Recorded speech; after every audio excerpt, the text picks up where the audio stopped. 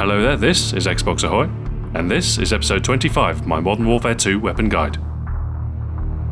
In this episode we're covering the 4th available assault rifle, the TAR-21. The TAR-21, also known as the Tavor Assault Rifle for the 21st century, is a fully automatic weapon, unlocked at level 20.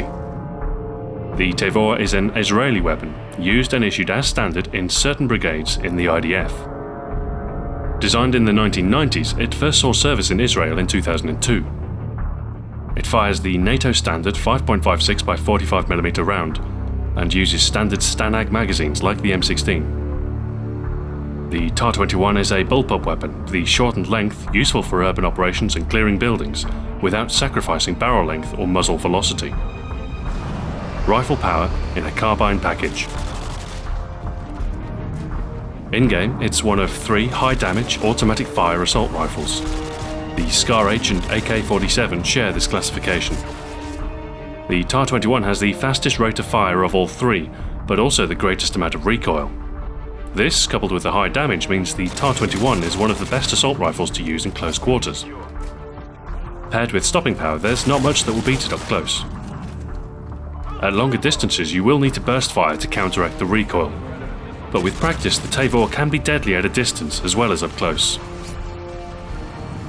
The first available attachment is the M203 grenade launcher, useful for clearing out enemies around corners and entrenched in buildings. It's useful in certain situations, but I find there are more useful all-round attachments, so I tend to steer clear. The Underslung Shotgun is all but useless in core modes, so I'd give that a miss too.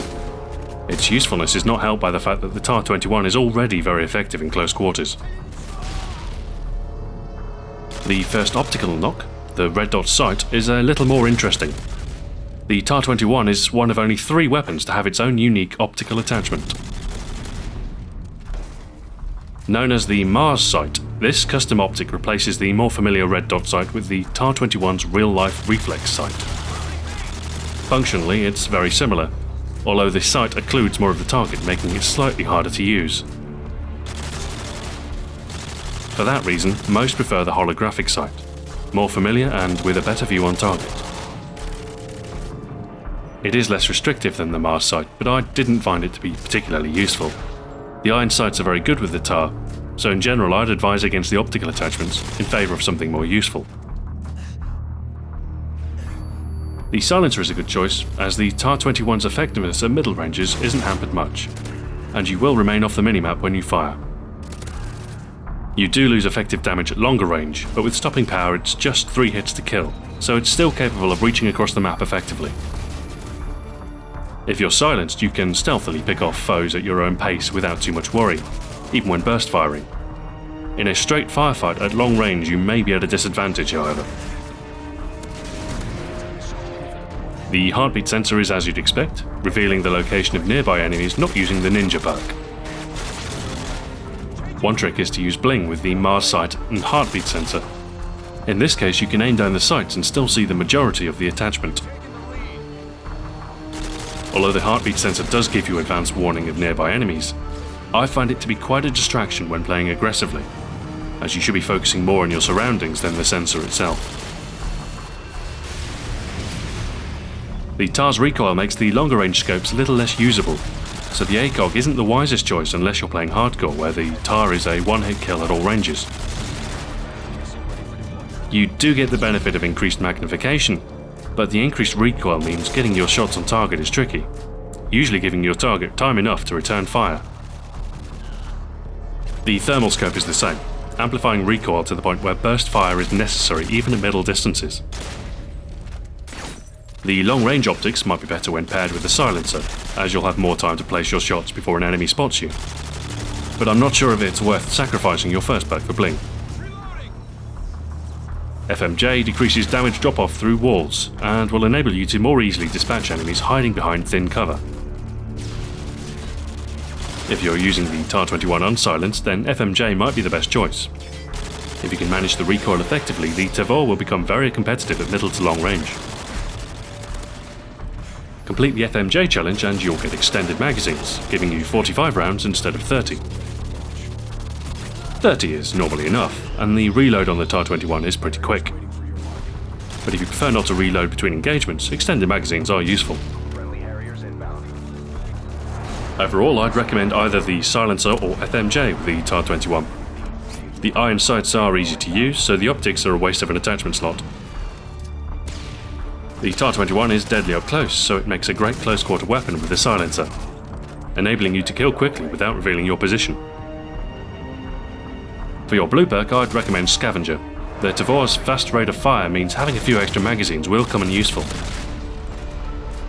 I do like Sleight of Hand Pro for the faster aim and reload speed, but you will run out of ammunition more quickly and end up with just your secondary to fall back on. If you do use Sleight of Hand, I'd recommend a machine pistol such as the PP2000, M93 Raffica or TMP to serve as a backup until you can pick up an enemy weapon. When using Scavenger, a quick swapping secondary such as the Raffica or handgun can be useful when you are caught in the middle of a reload. Or alternatively, you could carry a Stinger to quickly counter enemy air support when needed. The TAR-21 is a high-powered assault rifle, and stopping power will make it even more deadly, dealing 2 hit kills out to middle range. This is great for an aggressive class, but you could alter your playstyle to suit an alternative red perk.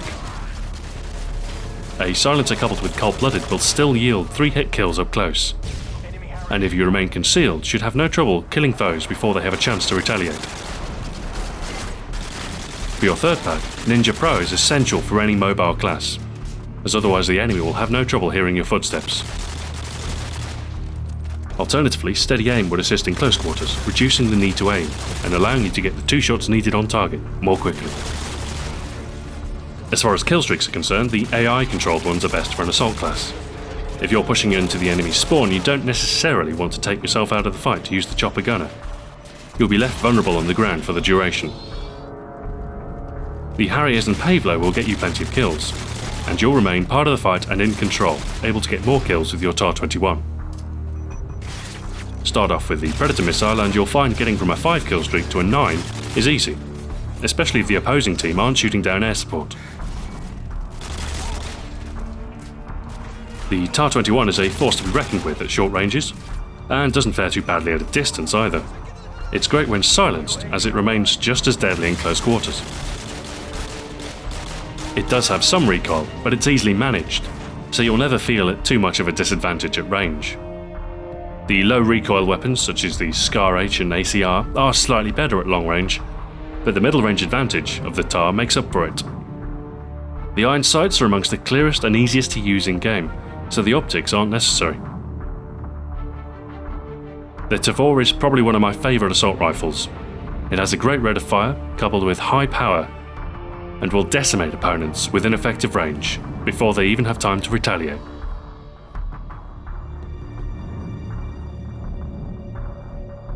Thanks for watching. This has been Xbox Ahoy. Join me next time when I'll be covering the 4th and last machine pistol, the TMP. Farewell for now.